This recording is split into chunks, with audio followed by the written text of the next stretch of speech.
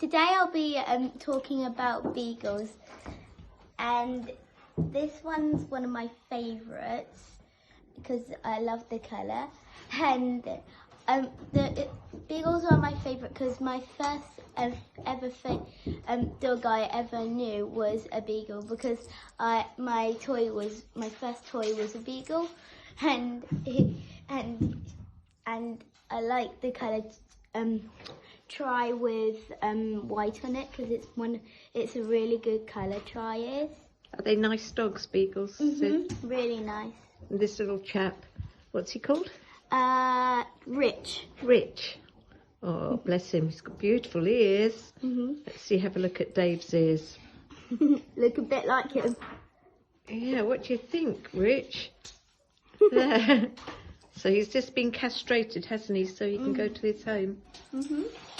Let's hope somebody will want him. What do you think? He needs another beagle to be friends with, or another dog? I think so, Both. Yeah. Both, I think. Good boy.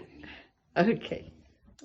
This is Jess, and she was thrown away on a mountain until someone found her, and she had a disease called Cushing's, and she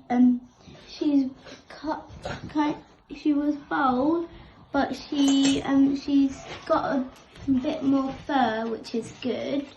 They have to take her blood test, I think every week or every day, because of I think it's every month, isn't it? every month, because they need to check her blood, just in case, because That's of to get the meds stabilised. And she's a lovely little girl, but who's going to want her, because she's going to have meds all her life to make her live. And somebody just threw her away on a mountain. Isn't that sad? Very. Is she sweet, Sid? She's really sweet. Okay. Well, thank you for telling us about her. Today one of our vets is doing homeopathy, and I want to ask what it is. So what is homeopathy? What is homeopathy? Gosh, that's a huge question. I trained as a conventional vet, did ordinary vetting, and then I decided that I wanted to do a bit more than just conventional stuff. And homeopathy is like, it's what they call an alternative medicine. So we don't use drugs. The kind of underlying thing about it is like treats like. So you use things, it could be herbal, it could be minerals, it could be like snake poison. And the symptoms that those things cause in a healthy animal can be good. Absolutely, but if you get bitten by a poisonous snake, it's probably pretty bad. Or if you were poisoned with arsenic, you would get diarrhea, you'd get vomiting, all after midnight, you'd be really anxious, you would be restless, you'd be pacing about, you wouldn't be able to sit still, you'd feel really cold if somebody poisoned you with arsenic. But what was discovered about 250 years ago is that if you use it in tiny amounts, such tiny amounts that you almost can't measure the amount of arsenic, it will actually cure a person or an animal who's got vomiting and diarrhea and feels really cold and really restless and really anxious. So I use that medicine and that way of thinking with animals. So if I get a dog with an upset stomach coming into my consulting room, I would use that, exactly, and it would be pacing around and it wouldn't sit still. And when I said to the owner, when does he have diarrhea? They go, oh, always after I've gone to bed. After midnight. And I go, I know what remedy you need. Whereas a different sort of diarrhea that maybe was 11 o'clock in the morning and smelly and farty and bright yellow, I'd give a different remedy. I might give sulphur for that one. So the difference between conventional medicine would give the same diarrhea treatment to all those different animals. Whereas I'm going, what colour's the diarrhea? When does it happen? Is there lots of farting? Yeah, because you need to know.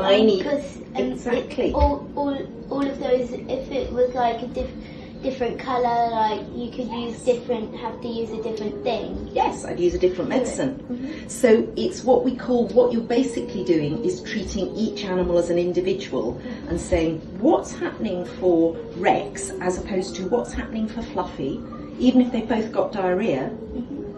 And it's just really helpful. So sometimes I use ordinary medicine, and sometimes when the ordinary medicine isn't enough or they react to it, I can use homeopathy as well. And homeopathy is very good too for emotional things. So if I've got a really sad dog because its owner's died, and you get those and it's just really miserable and it doesn't want to talk to anyone, I can give it homeopathic medicine that will help it deal with that, and then it's much happier. Have you got any questions, Sid? I had a couple of questions to ask. When did you start being a vet? Wow, very long time ago. When I was 19, so I went to Bristol University in 1977, which when you work that out is really pretty ancient, isn't it? But we did still have television. We didn't have mobile phones. Can you imagine a time when there weren't mobile phones? That was then. When it's night, I can hear the dogs like shouting and screaming and howling. I'm worried if they're lonely and miss their friends or something, miss their family. I think it's really, yes, I think you're absolutely right, because I think animals do really feel that kind of thing, and I think a lot of the dogs that come in here are really sad because they're separated from everything they've known.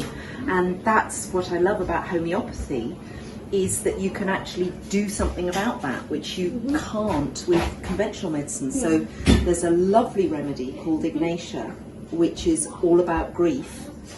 And that I use it sometimes when just ordinary people's pets go into kennels and get really sad. I use that remedy and it stops them crying and howling. But the trouble is, you've got a lot of dogs here and it costs money to buy all these things.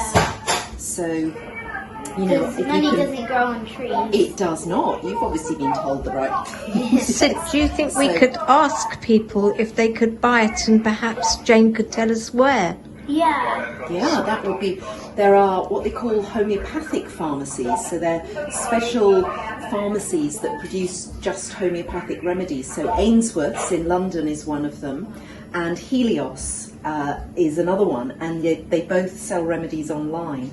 Gosh, wouldn't that be a wonderful thing to get people sending in or donating? What's it called again? It's called Ignatia. And is it in a powder? Ignatia. You can order it from pharmacies in any form you like. I think for these dogs, because some of them are frightened and you want the easiest way of giving it, so you can get it in tablets, but you can also ask to have it in a liquid form as well, and the drops might be easiest because you could put it in their water and then they'd just be taking it without you having to give it to them all the time. They take it for themselves. And I think, that would be such a kind thing to do for all these sad dogs.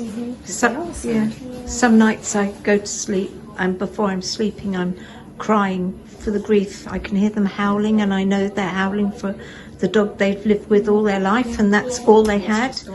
And it's really, really sad, So anything. Oh, so thank you. Just a lovely thing for people to give.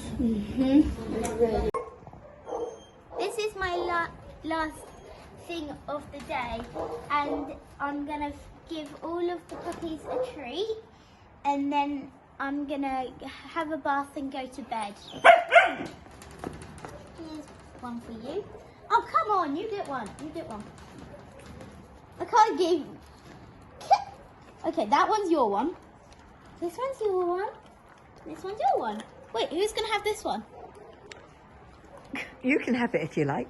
Ew. Snap it in half. Pop. So let's hope it doesn't rain tomorrow, and then you can show everyone some of the dogs.